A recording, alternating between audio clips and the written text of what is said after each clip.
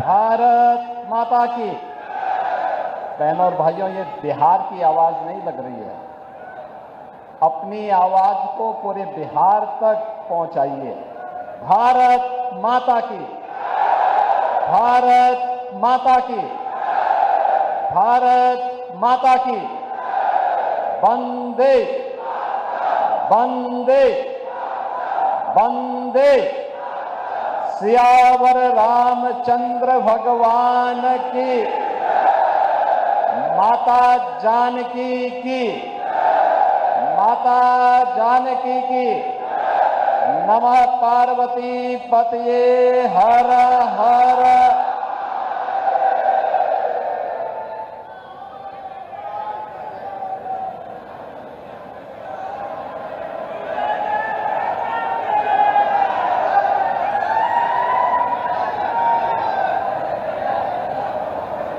संसद में लंबे समय तक हम लोगों के सहयोगी के रूप में जिन्होंने इस दानापुर क्षेत्र का प्रतिनिधित्व भी किया और विकास में भी योगदान दिया, ऐसे लोकप्रिय नेता, पूर्व केंद्रीय मंत्री श्री राम कृपाल यादव जी के नामांकन कार्यक्रम में आज मुझे आप सबके बीच में आप सबसे संवाद करने का सौभाग्य प्राप्त हो रहा है। इस अवसर पर मंच पर उपस्थित भारतीय जनता पार्टी के बहुत वरिष्ठ नेता, पूर्व राज्यपाल सम्मान्य श्री गंगा प्रसाद चौरसिया जी, फुलवारी विधानसभा क्षेत्र से प्रत्याशी श्री श्याम रजक जी, बिहार सरकार के मंत्री श्री जनक राम जी, राजस्थान के वरिष्ठ नेता सम्मान्य श्री राजेंद्र सिंह राठौर जी, दिल्ली विधानसभा के माननीय सदस्य श्री अनिल शर्मा जी, विधान परिषद सदस्य श्रीमती अनामिका सिंह पटेल जी, पूर्व विधायक शशीम गोयल जी, भारतीय जनता पार्टी पटना ग्रामीण के जिलाध्यक्ष श्री रजनीश कुमार जी, लोजपा के जिलाध्यक्ष श्री चंदन यादव जी, जदयू के जिलाध्यक्ष श्री आसिफ आलम जी, आरएलएम के जिलाध्यक्ष श्री राजेंद्र कुशवाहा जी, विधानसभा के प्रभारी श्री श्रीराम शर्मा जी, महामंत्री पवन तिवारी जी और इस कार्यक्रम का संचालन कर रहे सेतुल कुमार जी, आज के इस नामांकन कार्यक्रम में उपस्थित हजारों की संख्या में दानापुर विधानसभा क्षेत्र से जुड़े हुए एनडीए के हमारे सभी पदाधिकारी, कार्यकर्ता, बहनों और भाइयों, मैं सबसे पहले बिहार की इस पावन धरा को, जिस पावन भूमि को मां जानकी की पावन भूमि के रूप में, भगवान बुद्ध की ज्ञान भूमि के रूप में, भगवान महावीर की जन्मभूमि के रूप में,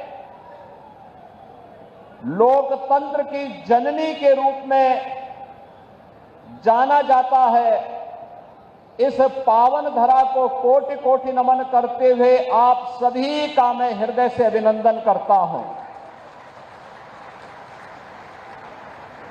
बहनों और भाइयों, ये मेरे लिए अत्यंत सौभाग्य का विषय है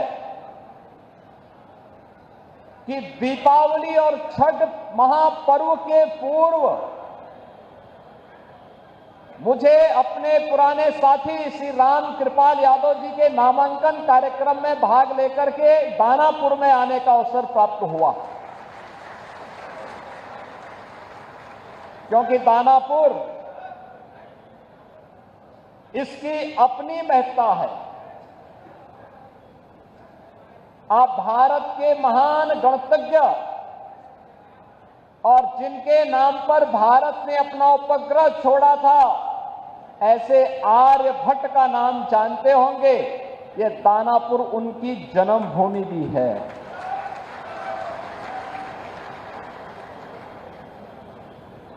याद रखना, आचार्य कौटिल्य, चंद्रगुप्त मौर्य और अशोक महान जैसे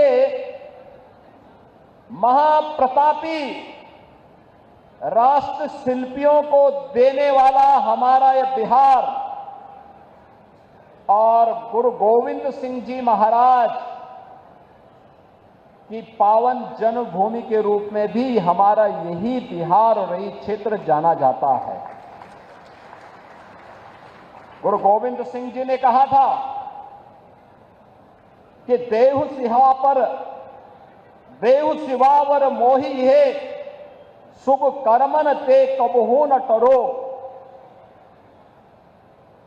यानी गुरु गोविंद सिंह जी का यह अमर वाक्य आज भी हर भारतीय को एक नई प्रेरणा प्रदान करते हैं। और ये यहां की धरती इस बात की गवाह है कि गुरु गोविंद सिंह जी महाराज जब पटना साहिब से उनको बाहर जाना हुआ तो पहला पड़ाव यही दानापुर उनका रहा है। बचपन में उनका पहला पड़ाव यही दानापुर बना था। आज उस दानापुर में मुझे भी आने का सौभाग्य प्राप्त हुआ है। बहनों और भाइयों, उत्तर प्रदेश और बिहार का संबंध ये केवल एक संबंध नहीं है, एक साझी विरासत है, एक आत्मा का संबंध है, एक संस्कृति का संबंध है और एक संकल्प का भी संबंध है। ये संबंध उसी प्रकार से टूट है जैसे भगवान राम और मां जानकी का संबंध अटूट है। उसी प्रकार का संबंध उत्तर प्रदेश और बिहार का है। उन संबंधों को मजबूती प्रदान करने की दृष्टि से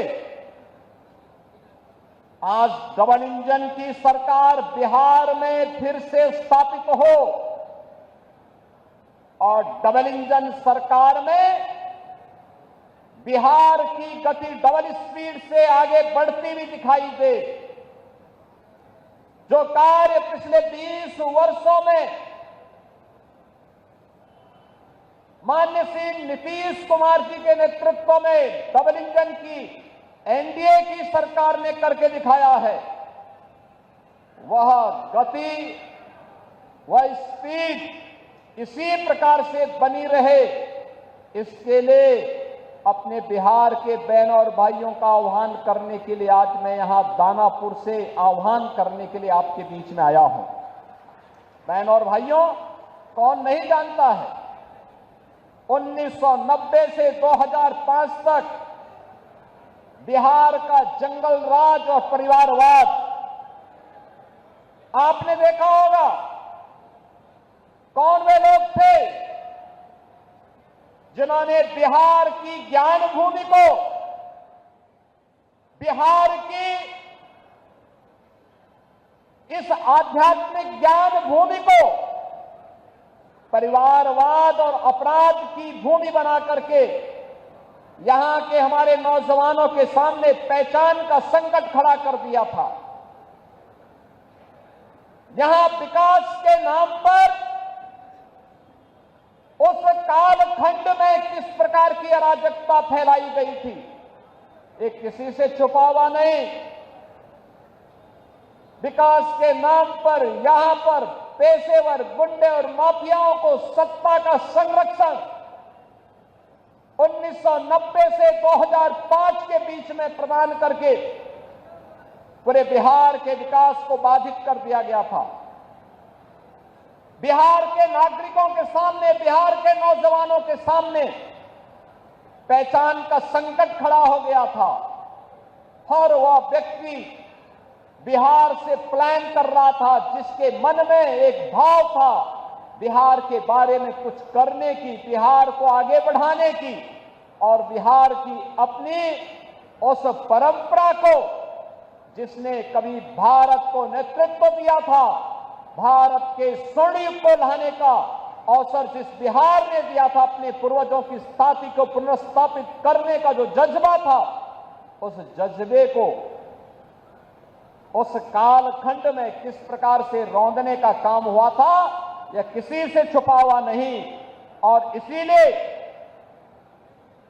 पिछले 20 वर्ष में बिहार को उस कलंक से मुक्त करने का काम एनडीए की सरकार ने जिस प्रभावी ढंग से किया है, आज डबल इंजन की ये भारतीय जनता पार्टी एनडीए की सरकार बिहार के अंदर उसको और प्रभावी ढंग से आगे बढ़ाने के लिए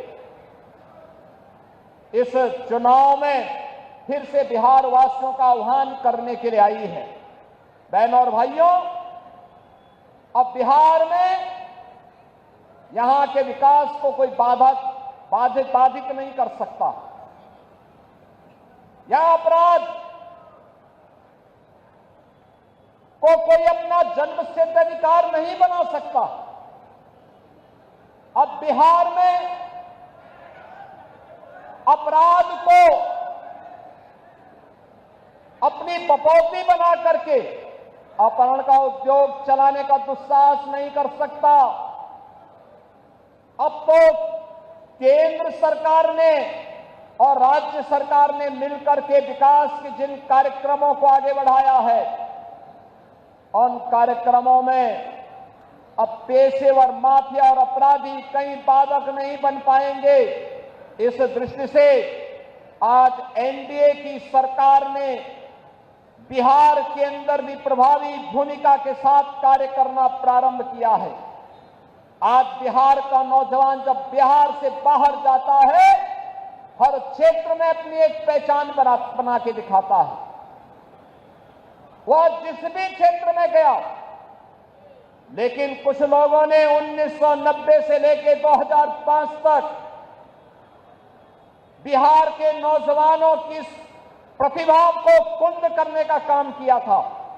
बिहार के सामने पहचान का संकट खड़ा किया था और बिहार इसकी दंश को लंबे समय तक झेलने के लिए मजबूर हुआ था। एक से एक बड़े घोटाले यहां पर हुए थे। जो पैसा यहां के विकास में खर्च होता, नौजवानों के रोजगार पे खर्च होता, बाढ़ जैसी समस्याओं का समाधान करने के लिए, बियरा के ब्रिजेज के निर्माण के लिए, अमृत योजना में जनता को नगरीय क्षेत्र में बुनियादी सुविधा देने के लिए, हर घर नल के माध्यम से शुद्ध पेयजल की आपूर्ति करने में खर्च होता, वह पैसा यहां पर चारा घोटाले जैसे महा घोटालों में खर्च होकर के बिहार के नागरिकों के सामने पहचान के संकट को खड़ा कर दिया गया था। अब वह पहचान का संकट एनडीए की सरकार ने बिहार से समाप्त किया है। आज बिहार का नौजवान हर एक क्षेत्र में अपनी पहचान के साथ आगे बढ़ रहा है। आज बिहार में आधुनिक इंफ्रास्ट्रक्चर दिखाई दे रहा है।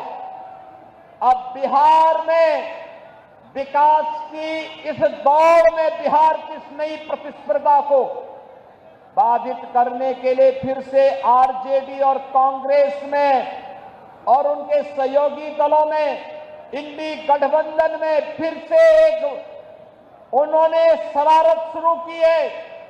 और वह शरारत शुरू की है विकास बनाम बुरके का। जब भी बिहार विकास के बारे में चर्चा कर रहा है, जब बिहार के नौजवानों के मुंह पे विकास की चर्चा है, जब विकास की प्रतिभा को लेकर के बिहार का नौजवान आगे बढ़ना चाहता है, तब यहां पर बुरके को लेकर के कांग्रेस ने, आरजेडी ने नई बहस को आगे बढ़ाने का कुत्सित प्रयास किया है। आप मुझे बताइए, क्या इनको फर्जी पोलिंग करने का अधिकार दिया जाना चाहिए? क्या यहां पर विदेशी घुसपैठियों को आकर के बिहार के गरीबों का, बिहार के दलितों का, बिहार के नागरिकों के अधिकार पर क्या उन्हें डकैती डालने की छूट देनी चाहिए? बहनों और भाइयों, आरजेडी और कांग्रेस फर्जी पोलिंग करवाने की इस अपनी कुत्सित चेष्टा को और जो एक पारदर्शी और स्वच्छ चुनाव प्रक्रिया के तहत हर मतदाता को अपनी पहचान देनी है और पहचान पत्र दिखा करके ही वह मतदान में भागीदार बन सकता है। जब इसको आगे बढ़ाने की कार्रवाई के साथ एनडीए की सरकार उसका समर्थन कर रही है, एनडीए के सभी दल उसका समर्थन कर रहे हैं, लेकिन कांग्रेस, आरजेडी और उनके सहयोगी दल कहते हैं नहीं, फर्जी पोलिंग होनी चाहिए। ये तो बिहार के लोगों के हकों पर डकैती करने जैसा है, डकैती डालने जैसा है। ये लोकतंत्र के लिए एक चुनौती है। और यही कहने के लिए आज मैं आपसे कहने के लिए आया हूं कि बहनों और भाइयों, बिहार के नागरिकों को, बिहार के नौजवानों को, बिहार के दलितों को, बिहार के वंचितों को, बिहार के नागरिकों को उनके अधिकार से मजबूती के साथ, उस अधिकार में किसी को भी डकैती डालने का अवसर नहीं मिलना चाहिए। यह दिखाने के लिए आज जब चुनाव आयोग मजबूती के साथ आगे बढ़ा है, तब ये लोग दुष्प्रचार का सहारा ले रहे हैं। आप मुझे बताइए, आप दुनिया के अंदर कहीं जाएंगे, आपको अपनी पहचान दिखानी पड़ती है ना। आप कहीं जाते हैं तो आपको उस देश में या वहां पर जाते हैं तो वहां पर आप जाते हैं तो जाकर के आप अपनी पहचान दिखाते हैं, अपनी चेहरा दिखाते हैं। लेकिन ये लोग चाहते हैं कि बिना चेहरा देखे, बिना चेहरा देखे, बिना पहचान पत्र देखे जिसकी मर्जी आए वो वोट डाल दे। और इसीलिए तो ये चाहते हैं कि ईवीएम मशीन न रहे। ये चाहते हैं कैसे पहले मतदाता पत्रों की चोरी करके, जबरदस्ती छिनैती करके, डकैती डाल करके ये लोग जबरदस्ती मतदान करके एक गरीब के हक पर डकैती डालते थे। आज भी आरजेडी कांग्रेस उसी अपने कालखंड की ओर ले जाने का कुत्सित प्रयास कर रही है। उन स्थितियों में हर मतदाता को जागरूक होकर करी मतदान करने के लिए अपने आप को तैयार होने के लिए आगे आना होगा। बहनों और भाइयों, दिल्ली में प्रधानमंत्री मोदी जी के नेतृत्व में और बिहार में एनडीए के नेता और बिहार के मुख्यमंत्री नीतीश कुमार जी के नेतृत्व में आज बिहार विकास की नित नई ऊंचाइयों को प्राप्त कर रहा है। आज बिहार में विकास भी है, विरासत भी है। जो लोग कहते थे कि अयोध्या में राम मंदिर नहीं बन पाएगा, आज आप देख रहे होंगे जब बिहार का राम भक्त बिहार से जाता था, नारा लगाते हुए, कहते हुए जाता था कि रामलला हम आएंगे, मंदिर वहीं बनाएंगे, तब एक कांग्रेस और आरजेडी के लोग कहते थे क्या ये संभव कर पाएंगे क्या? प्रश्न करते थे, बिहार के चुनाव में हम लोग आते थे, हमसे पूछा जाता था क्या राम मंदिर बन पाएगा? हम कहते थे जरूर बनेगा। तब भी हम कहते थे जरूर बनेगा। और बहनों और भाइयों, आज अयोध्या में तो भगवान राम का भव्य मंदिर का निर्माण कार्य पूरा हो चुका है, रामलला विराजमान हो चुके हैं। लेकिन अब बिहार में भी मां जानकी का मंदिर बन रहा है। लगभग 900 करोड़ रुपए की लागत से बिहार में भी वह कार्य प्रारंभ हो गया है। यही है विरासत, यही है विरासत,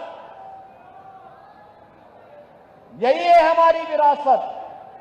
हम भगवान राम और मां जानकी की इस परंपरा पर भी गौरव की अनुभूति करते हैं। हमें चंद्रगुप्त मौर्य, भगवान बुद्ध और चाणक्य की परंपरा पर भी गौरव की अनुभूति होती है। यह बिहार की वो भूमि है जब कांग्रेस ने लोकतंत्र के गले को घोटने का काम किया था, तब यही बिहार उठ खड़ा हुआ था। यहां का नौजवान खड़ा हो गया था। सरदेव जयप्रकाश जी के नेतृत्व में यही पटना में उन्होंने हुंकार भरी थी और कहा था कि देश के लोकतंत्र का गला घोंटने का अधिकार किसी को भी नहीं देंगे। लेकिन आज जो कांग्रेस लोकतंत्र का गला घोंटने का काम की थी, उसी कांग्रेस की झोली में आरजेडी ने अपने को गिरवी करके रख दिया है। ये जेपी के सपनों पर पानी फेरने का काम ये लोग कर रहे हैं। अपने लूट को बचाने के लिए, अपने भ्रष्टाचार पर पर्दा डालने के लिए ये लोग कांग्रेस की झोली में जाने का काम किए हैं। बहनों और भाइयों, हम सबको बिहार, जिसने दुनिया को लोकतंत्र का पाठ पढ़ाया था, वैशाली का गणतंत्र उसका उदाहरण है। दुनिया के अंदर ज्ञान भूमि के रूप में महात्मा बुद्ध को इसी बिहार की धरती में, गया में ज्ञान प्राप्त हुआ है। दुनिया का प्राचीनतम विश्वविद्यालय नालंदा इसी बिहार की धरती ने दिया है। देश को पहला राष्ट्रपति डॉक्टर राजेंद्र प्रसाद जी के रूप में इसी बिहार की धरती ने दिया है। और वह बिहार आज विकास की जिन ऊंचाइयों को प्राप्त कर रहा है, कांग्रेस और आरजेडी को कतई अच्छा नहीं लगेगा। बहनों और भाइयों, बिहार की इस परंपरा को हम लोगों ने भी अपने यहां मजबूती के साथ जोड़ने का काम किया है। आप याद करिए, सरदेव जयप्रकाश जी की जन्मभूमि बलिया जनपद में, बिहार और उत्तर प्रदेश के जंक्शन में, हमने वहां पर 1977 में सरदेव जयप्रकाश जी ने उत्तर प्रदेश सरकार को लिखा था कि वहां के चिकित्सालय का नामकरण अगर हो सके तो उनकी धर्मपत्नी के नाम पर करवा देना। लेकिन समाजवादी पार्टी ने उत्तर प्रदेश के अंदर नहीं किया, कांग्रेस ने नहीं किया।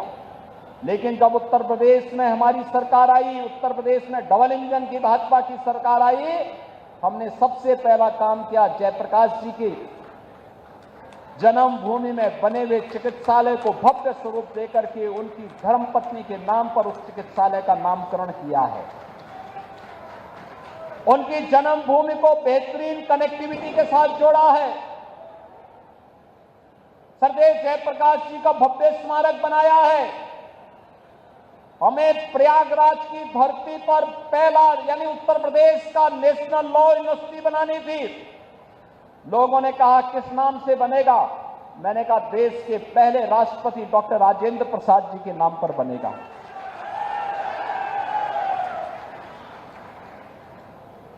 अयोध्या की कनेक्टिविटी कहां की होनी चाहिए? हमने कहा पहली कनेक्टिविटी उत्तर प्रदेश की अयोध्या की सीतामढ़ी के लिए होनी चाहिए और हम लोगों ने उसको राम जानकी मार्ग के रूप में, उसे 4 लेन के रूप में हम लोग उसको मजबूती के साथ आगे बढ़ाने का काम कर रहे हैं।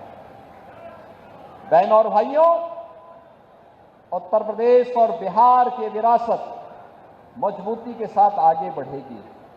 और याद करिए, डबल इंजन की एनडीए सरकार है जो आरजेडी कांग्रेस के भ्रष्टाचार के साथ साथ आपराधिक उद्योग को भी नियंत्रित कर सकता है, मजबूती के साथ नियंत्रण करेगा। आपने देखा होगा उत्तर प्रदेश में माफिया तो जहन्नुम की यात्रा में जा चुके हैं।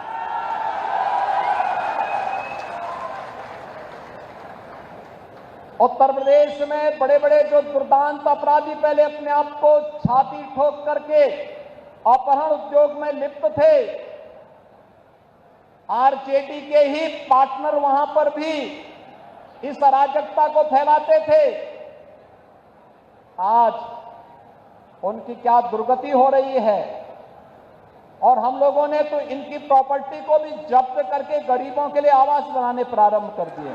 सबके आवास, हर गरीब को आवास। मोदी जी प्रधानमंत्री आवास दे रहे हैं। देश के अंदर उन्होंने करोड़ों लोगों को आवास दिया, 4 करोड़ लोगों को आवास दे दिया। ये काम कांग्रेस भी तो कर सकती थी। 12 करोड़ गरीबों के घर में शौचालय बना दिए, 10 करोड़ से भी गरीबों को उज्ज्वला योजना के कनेक्शन दे दिए, 50 करोड़ गरीबों को आयुष्मान भारत की 5 लाख रुपए की स्वास्थ्य बीमा का प्रतिवर्ष सुविधा उपलब्ध करवाई जा रही है। देश के अंदर 80 करोड़ गरीबों को कोविड कालखंड से लेकर के लगातार 29 तक फ्री में राशन की सुविधा का लाभ दिया जा रहा है। बहनों और भाइयों, ये काम कांग्रेस भी कर सकती थी, लेकिन गरीब कल्याण न कांग्रेस के एजेंडे में था, न आरजेडी के एजेंडे में। इनके एजेंडे में तो परिवार कल्याण था, स्वयं का परिवार का कल्याण हो। इनके एजेंडे में कांग्रेस का भी परिवार का कल्याण था और आरजेडी के भी एजेंडे में वही परिवार कल्याण था। एनडीए ने पूरे भारत को और बिहार के अंदर पूरे बिहार को ही अपना परिवार मान करके बिना भेदभाव की योजनाओं का लाभ दिया। और इसीलिए जब प्रधानमंत्री मोदी जी दिल्ली से बड़े बड़े इंफ्रास्ट्रक्चर दे रहे हैं, आज बिहार की पहचान बन रही है। बिहार में नए नए विश्वविद्यालय बन रहे हैं, बिहार में मेट्रो जैसी आधुनिक पब्लिक ट्रांसपोर्ट की सुविधा प्राप्त हो रही है, इनलैंड वाटर वे की सुविधा आ रही है, नए एयरपोर्ट बन रहे हैं, नौजवानों के लिए नौकरी और रोजगार की नई नई संभावनाएं आगे बढ़ रही हैं। उन स्थितियों में विकास की आभा समाप्त नहीं होने देनी है। दीपावली में जैसे हर घर में एक जगमगाहट होती है, छठ के पर्व में एक महा उत्सव जैसा माहौल होता है, ऐसे लोकतंत्र की धरती पर लोकतंत्र का कमल इसी प्रकार से खिलता हुआ दिखना चाहिए कि एक तरफ बिहार विकास करेगा और दूसरी तरफ एनडीए की सरकार मजबूती के साथ यहां के गांव के लिए, गरीब के लिए, किसान के लिए, नौजवान के लिए, महिलाओं के लिए और समाज के प्रत्येक तबके के उत्थान के लिए इन कार्यक्रमों को मजबूती के साथ आगे बढ़ाती रहेगी। इस विश्वास के साथ आज मैं आप सबके साथ आया हूं जुड़ने के लिए। चुनाव के दौरान बहुत यहां पर आने का अवसर प्राप्त होगा, लेकिन मैं आप सबको इस बात के लिए आह्वान करने के लिए आया हूं। ये बिहार में चुनाव प्रचार की शुरुआत है और ये मुझे अच्छा लगा कि मुझे अपने पुराने साथी श्री रामकृपाल यादव जी के ही नामांकन में पहले कार्यक्रम में भाग लेने का अवसर प्राप्त हुआ है। हम लोग संसद में काफी पुराने रहे हैं, एक साथ काम करते रहे और मजबूती के साथ बिहार की आवाज को मजबूती प्रदान करते रहे हैं। हमें बिहार में फिर से उस राम राज्य की अवधारणा को चरितार्थ करना है, जिसको लेकर के यहां स्वर्ण यानी देश का स्वर्ण युग यही बिहार ने प्रदान किया था। बिहार ने आज से 2000 वर्ष पहले हम फिर से बिहार को वहां लेकर के जाएंगे और इसके लिए एनडीए सरकार आवश्यक है। एनडीए के हर प्रत्याशी को विजयी बना करके भेजिए, रामकृपाल यादव जी को भारी बहुमत से विजयी बना करके भेजिए। और बहनों और भाइयों, आप ये मान करके चलिए, जो भी आपकी अपेक्षाएं हैं, आकांक्षाएं हैं, तेरा में ब्रिज का हो, चाहे यहां के सिविल लाइन और ड्रेनेज की समस्या और बुनियादी सुविधाओं का, गरीबों के लिए आवास का, ये सभी समस्याओं का समाधान यहां पर भी होगा। ऐसे ही होगा जैसे माफियाओं की जमीन को वापस लेकर के और गरीबों के लिए आवास बन रहे हैं ना उत्तर प्रदेश में, यहां पर भी बनेंगे, चिंता की कोई बात नहीं, अवश्य बनेगा। इन्हीं शब्दों के साथ मैं श्री रामकृपाल यादव जी को जीत की अग्रिम बधाई देता हूं। आप सभी को दीपावली और महाछठ की भी हृदय से शुभकामनाएं देता हूं। छठी माई से यही प्रार्थना है कि आपके घर में, आपके परिवार में वह इसी प्रकार से उत्सव और मंगल का माहौल बनाती रहे, आप सबके जीवन में इसी प्रकार से खुशहाली आती रहे।